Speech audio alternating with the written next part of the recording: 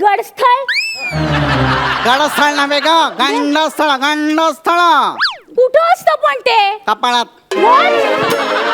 कपाळावर. हा. म्हणजे कसे आहे, हत्तीचे जे विशाल कपाळ असते की नाही, हा. त्यास गंडस्थळ असे म्हणतात. ओके. आणि मानवी देहामध्ये नाकाच्या वर आणि केसांच्या खाली 4 बोटांची जी जागा असते त्यास कपाळ असे म्हणतात. वा वा. आणि तेच वाढले तर त्याला टक्कल असे म्हणतात.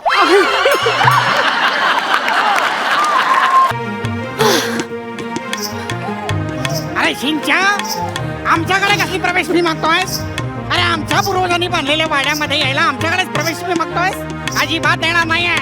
अरे पुण्याची अस्मिता जपणारा हा शेवटचा पुणेकर आहे. What happened, grandpa? अरे आपल्या पूर्वजांनी बांधलेल्या या शनिवार वाड्यामध्ये यायला आपल्याकडेच प्रवेश फी मागतो तो. जाऊ दे ना. Wow, grandpa, what a lovely place. मग? I like it. Oh, grandpa, हा. one selfie. हा. Make a pout ना. नाही नाही, मी वैचारिक मुद्रा करणार. Okay. You're so sweet, grandpa. Grandpa, का? हे खरंच आपल्या पूर्वजांनी बांधलंय? मग म्हणजे काय? पण इकडे नुसत्या भिंती का बांधून ठेवल्यात? 2 रूम्स तरी बांधायच्या की. अगं छबूकडे 2 खोल्यांचं काय घेऊन बसलीस? इथे 7 मजली महाल होता, महाल. 7 floors? होय. आणि त्याच्या पुढे अशी 1000 कारंजी होती जी Thuy Thuy Thuy Thuy Thuy Thuy नाचायची. अगं आपल्या या इतिहासामध्ये शनिवार वाड्याला केवढे अनन्यसाधारण महत्व आहे तुला माहिती आहे? मग तुला सांगतो छबूकडे, या वाड्यातल्या प्रत्येक दगडाला पेशव्यांचा परिसर स्पर्शच लाभला आहे असेच वाटते. मग वाव. अगं पुणेरी संस्कृतीचा मानबिंदू आहे आपला शनिवार वाडा. आणि या वास्तूचा सुवर्ण इतिहास तुझं कळावा म्हणून तर तुला इथे घेऊन आलो आहे. पण इथे कुठे आहे वाडा? वाडा नसला तरी इथे वाडा होता आणि तो पाहायचा.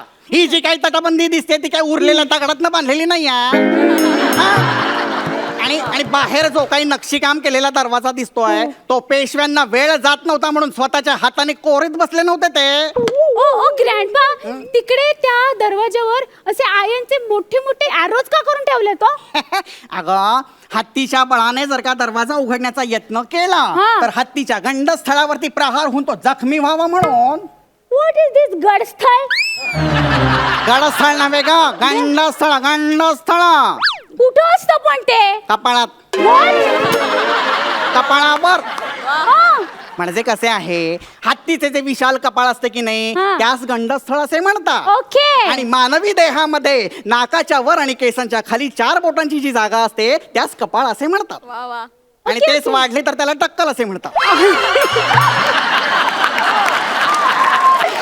ग्रँडपा, मला एक गोष्ट सांगा. काय? तिकडे ऑलरेडी त्यांनी असा मोठा असा बिग दरवाजा करून ठेवलाय ना. हो, महाद्वार. आणखीन एक असा स्मॉल दरवाजा का केला हो त्यांनी? अगं बछडे, त्यास दिंडी दरवाजा असे म्हणतात. अच्छा अच्छा अच्छा. म्हणजे गांधीजी इथे आले होते. गांधीजींचा आणि पेशव्यांचा काय संबंध इथे? मी वाचलंय बुक मध्ये. काय वाचलंय? गांधीजींनी दिंडी यात्रा काढली होती ना. अगं छबूकडे, गांधीजींनी ती अशी दिंडी यात्रा नव्हती काढलेली, मग? त्यांनी ती अशी दांडी यात्रा काढली होती. दांडी आणि दिंडी याच्यामध्ये फरक आहे. हा. त्या व्याकरणामध्ये काना, मात्रा, वेलांटी, उकार, रफार ही जी काही चिन्ह दिली आहेत ना ती चित्रकलेसाठी नव्हे दिलेली. वाक्यरचना करताना त्याचा उपयोग करायचा असतो अधेमध्ये.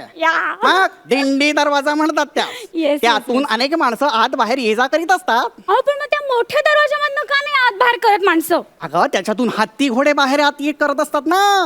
हा. पेशव्यांच्या हत्तीसाठी तो दरवाजा उघडला जातो. म्हणजे पेशव्यांचे हत्ती इथे राहायचे. मग पेशवे कुठे राहायचे? हत्तीवर. What? असे अंबारीत मुटकुळ करून राहायचे शरीराचं. मग तेच सांगतोय तुला, हत्तीवर कसे राहतील ते. पेशवे हत्तीवरून इथे यायचे, उतरायचे आणि सरळ राजा दरबारात निघून जायचे. Okay okay. म्हणजे वॅले पार्किंग.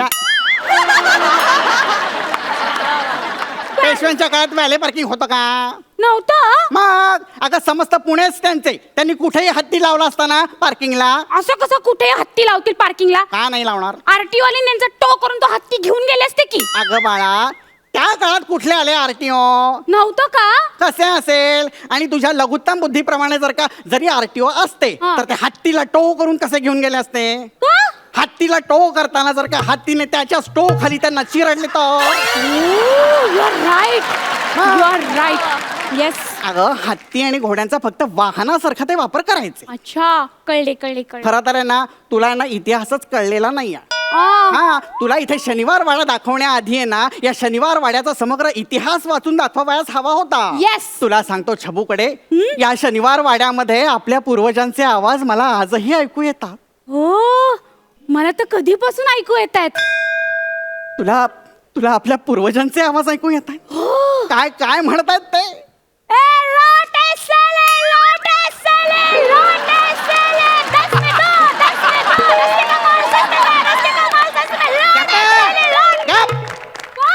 अरे ते आपल्या पूर्वजांचे आवाज नाहीये.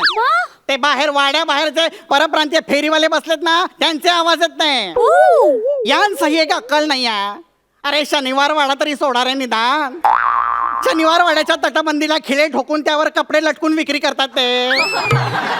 मला कधीपासून भूक लागली. आपण ती भेळ खाऊया ना. ओ भेळवाले भैया ए गप. एक भेळ दे ना मुझे. गप्पे अशा ऐतिहासिक ठिकाणी भेळ खातीयस. या भेळ खाण्याच्या कृतीचा मी जाहीर निषेध करतो. करा चालेल तुम्ही नका खाऊ मी खाते. एक क्षण इकडे ये ग जरा. काय झालं आता. त्या भेळवाल्याची जरा खरडपट्टी काढतो. ए ए ए भेळवाले इधर बघो जरा. काय रे तुमको लाज वाटती है कि नहीं है हाँ? अरे ऐतिहासिक वास्तु के सामने भेड़ बिकते हो उभे रहा के. अरे ऐसा कुछ होता है क्या.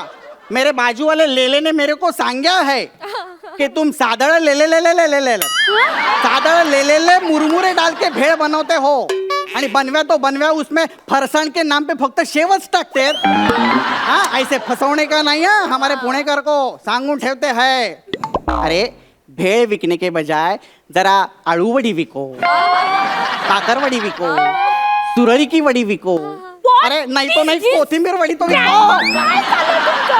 ओ भेलवाले भैया इनको इग्नोर करना और मेरे लिए एक स्पेशल भेल बनाना. नाही खायची. आधी आपण वाड्याचा इतिहास ऐकायचा. अगं असं काय करते छबूकडे. या शनिवार वाड्यामध्ये कितीतरी मनसुबे रचले गेले, कितीतरी विजयोत्सव साजरे केले गेले. तुला सांगतो कितीतरी पराक्रम झालेत या शनिवार वाड्यामध्ये.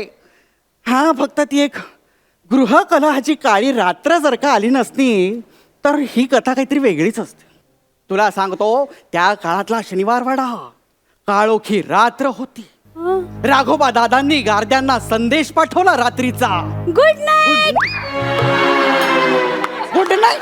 हो रात्र झाली होती ना. अगं ते राघोबा दादा काय त्या गार्डनच्या व्हॉट्सअपचे ऍडमिन होते का गुड नाईट पाठवायला.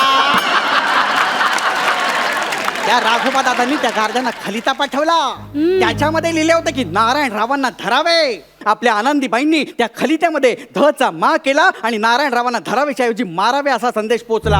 ओ माय म्हणून ते गॉड. सगळे गार्दी त्या नारायणरावांना शोधायला लागले. याचा अंदाज नारायणरावांना आला. नारायणराव सैरावाला इकडे पळू लागले, तिकडे पळू लागले. इकडे गार्दी तिकडे गार्दी सगळीकडे गार्द्यांची गर्दीच गर्दी. म्हणून प्राण वाचवण्यासाठी त्यांनी काकांना हाक मारली, काका मला वाचवा, काका मला वाचवा. पण सगळ्या गोष्टी व्यर्थ ठरल्या आणि शेवटी त्या गार्द्यांनी त्यांच्यावर वार केले आणि हा पेशव्यांचा तेजपुंज शिलेदार शेवटी धारातीर्थी कोसळला.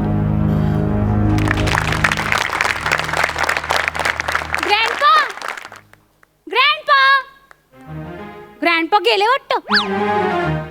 Hello granny granny granny grandpa गेले. काय घरी हापूस आंब्यांचा रस केलास. आंब्यांचा रस. त्याला वाट्या भरायला सांगा म्हणावं त्यांना. अहो पण तुम्ही तर गेला होता ना. गेलो नव्हतो.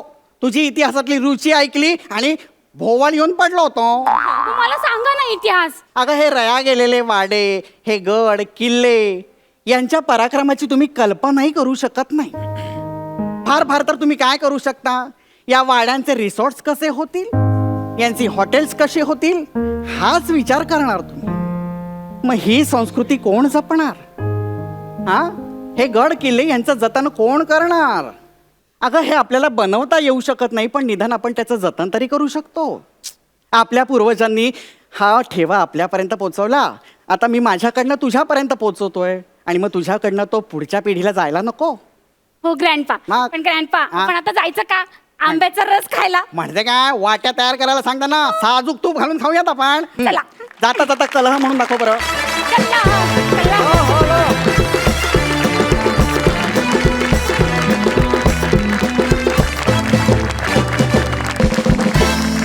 किती दिवसांनंतर छबूकडे बछडे हे शब्द ऐकले, कान तृप्त झाले. वा, धन्यवाद. सुंदर. आपण जाणून घेऊया तुम्ही दाखवलेला हा शनिवार वाडा आपल्या पंचांना किती भावलाय.